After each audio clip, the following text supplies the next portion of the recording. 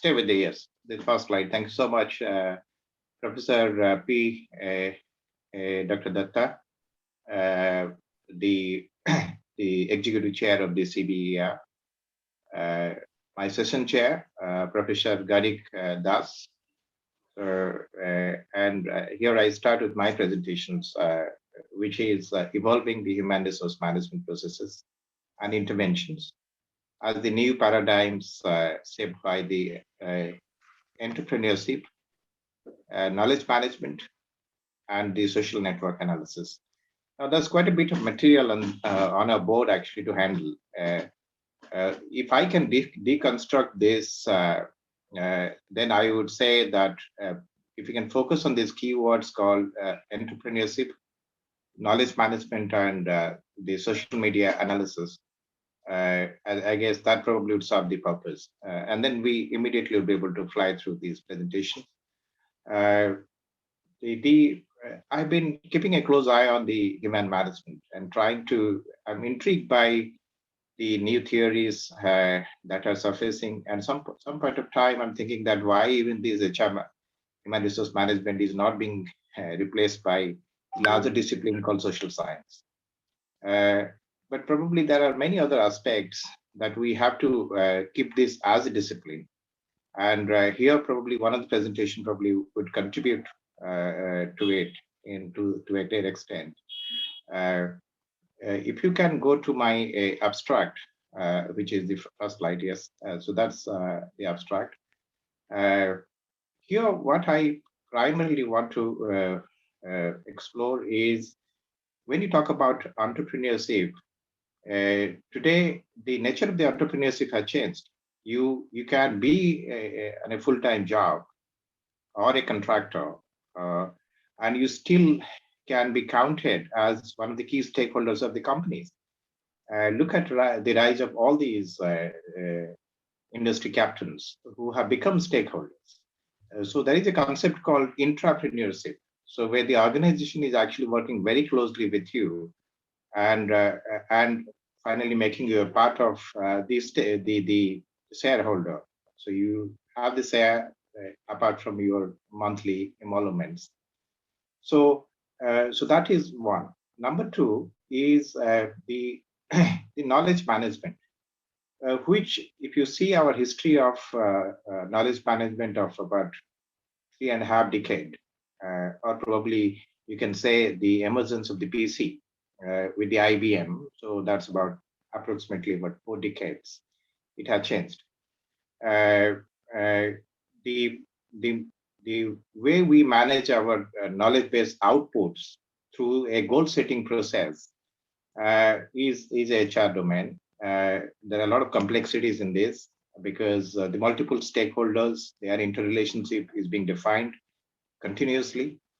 As you know that an individual would behave in a certain way, but the group behavior is very different. The dynamics of the groups has to be understood. And then this is how things become very complex. The knowledge-based outputs also become very complex.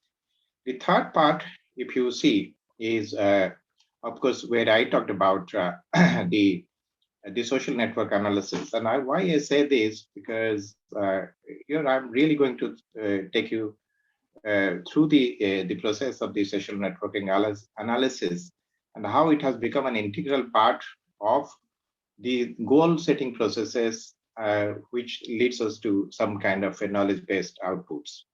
So what I also would like to draw attention to this is a kind of an appropriate interrelationship in a social context. And the social context also would change because some of these societies we deal with, where the gender is a big issue.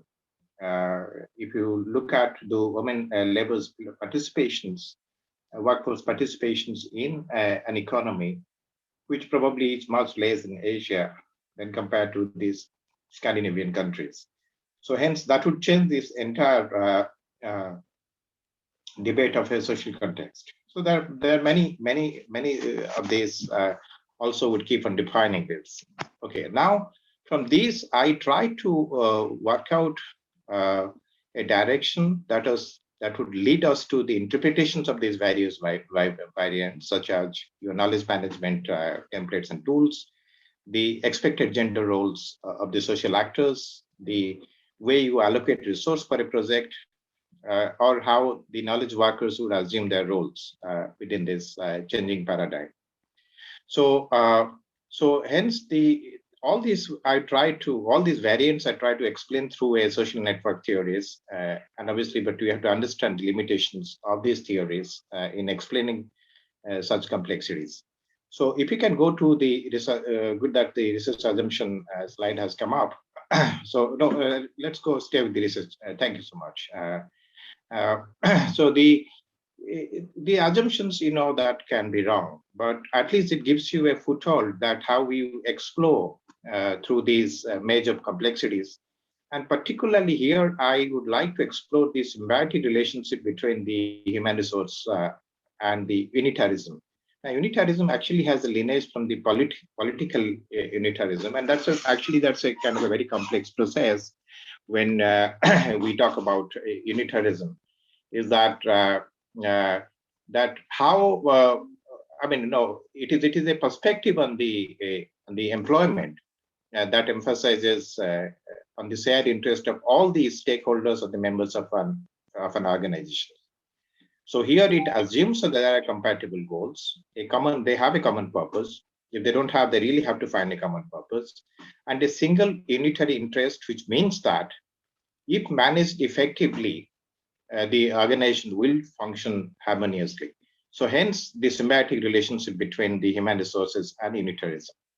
Now you see, these assumptions also reflect, look at this the particular dyad of these human resources and unitarism, and try to see that how they bear on something like a capital level relations or a place and space. Your organization has a particular place in a social space, or how there is a dialectic tensions is playing out between this capital level.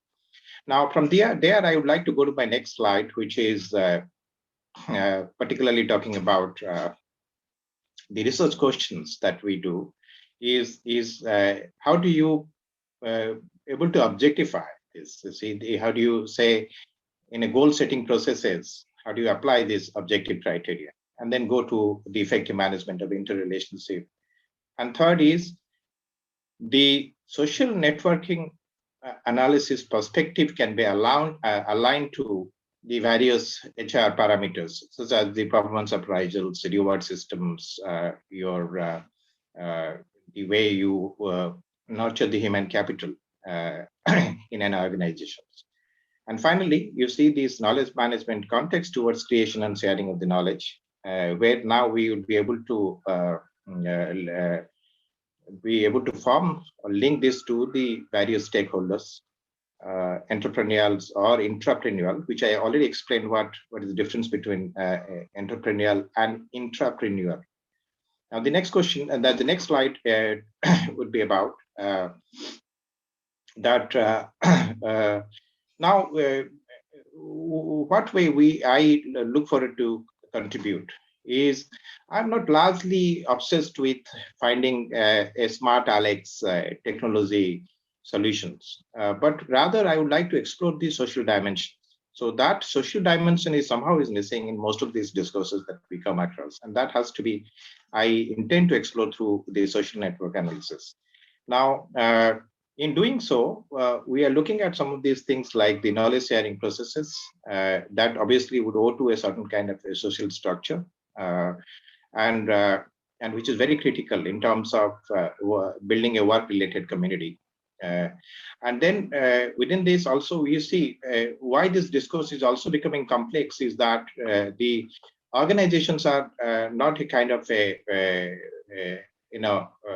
one or single or no way. I mean, there are types of organizations which vary from, say, hierarchical organizations, horizontal, divisional, or even matrix, or say network organizations. There are team-based organizations. There are functional organizations. And you see, when we talk about all these all underpin some of the elements, such as the chain of command, Irving's span of control theory, or even the centralizations or the decentralizations, or their degree of harmonizations, or the work specializations. All these, you see, all these makes it very complex. So one way of exploring these through certain types of very archetypical social structures probably will not serve the purpose. What we need is looking beyond this, and these things obviously would take us to more into social network analysis. Okay, but system theory, I'm leaving the system theory behind, and I have a very, very strong reason of leaving the system theory behind and going more into the social network analysis. Now, the next slide where I would like to go to is the methodology of such, which is obviously I've been talking about. A social networking analysis is my key methodology. I think probably it would be able to explain the complexities a lot better than the other way we'd be able to deal with the situation. Now, why is it so? Is that firstly, the advantages of a social networking analysis are in two folds. And I would say that when you look at a processes, a large amount of your relational data, we talk about interpersonal relationships. Now, in organizations, it's not about dyadic relationship. It's also about one person's interacting in a group situations with multiple people, so it is very complex. So hence, we process a large amount of this relational data, and then we try to describe the overall relational network structure of an organization, whether it is star, whether it is, it is dyadic. And then in this parameter selections, we confirm to certain individuals' nodes in the organizations. That's an integral part. The nodes or the points of the organizations is that where these lines or the arcs meet. So such in this degree and out degree centrality, these are the positions we try to define. So social networking analysis context, we choose which parameters we must hold on to, which is center according to the characteristics of the network. And then we then realize through this, we are analyzing the needs, the nodes, the relations, the clusters, and how the certain communication structures and positions of the individuals can be very clearly ascribed to or described. So now you can understand that my difficulty in dealing with this the subject such as this. Sarat, just 3 minutes, please. Just 3 minutes. Yeah. Through this, we are going through a workflow of communications and in a way that the relationship network is actually creating and sharing the knowledge and explore the implications of designing and implementing the solutions. Now, I would like to go to the next slide. And then, of course, I've got my clock in my mind. I have built a discourse primarily more or less on this. And this is, as I said, that the world, we do not have to hold on to this old theory of the Hawthorne's works in the Cheshire Millennials, where that first experiment occurred, and where the lighting situations and the motivations could do a lot, increase the productivity exponentially. From their positions, we have come to a 21st century where things have changed. Now, if you come back to almost towards the end, I would have a slide. You can slide down and skip all this discourse part. Yeah. There are certain problem areas which I have identified, and these problem areas is particularly would be in relation to the attitudinal behavior model on the basis of this, and within the scope of these social networking analysis. And if you go to the second slide of these research problem areas, here you would find that I particularly have relied on the Neppenberg's and the Sleep's psychological relationship, how they intend to establish a psychological relationship between individual and organization through a process of conceptualizations in terms of identifications and the effective commitment to manage to have a cursory look at the interrelationship of the employees. So, and then if you come to the next one, next slide. And here I've given it some sense of future directions of the research, that with a very strong argument that why we must move away from all the systems theories of management, go towards social network theory, because organizations are more emergent in nature. Now, who expected there be a company like SpaceX, and which should be controlling, which should be at the top of the pyramid today? From a nanotechnology company, from an RNA-based technology, which is creating antibodies and finding solutions for your COVID-19, to something like a SpaceX. You can see Just these 1 minute, massive shift. Dr. Sarat. Okay, now finally the conclusions. The last slide of mine is that I particularly said that we must apply this SNA-based system to support our interactive collaborations in knowledge sharing and peer-to-peer networks. And this is what I would like to conclude by saying that this is the way we can build a social trust and our shared goals and the social network in fulfilling the organization's goals within the goal setting agenda. Thank you so much.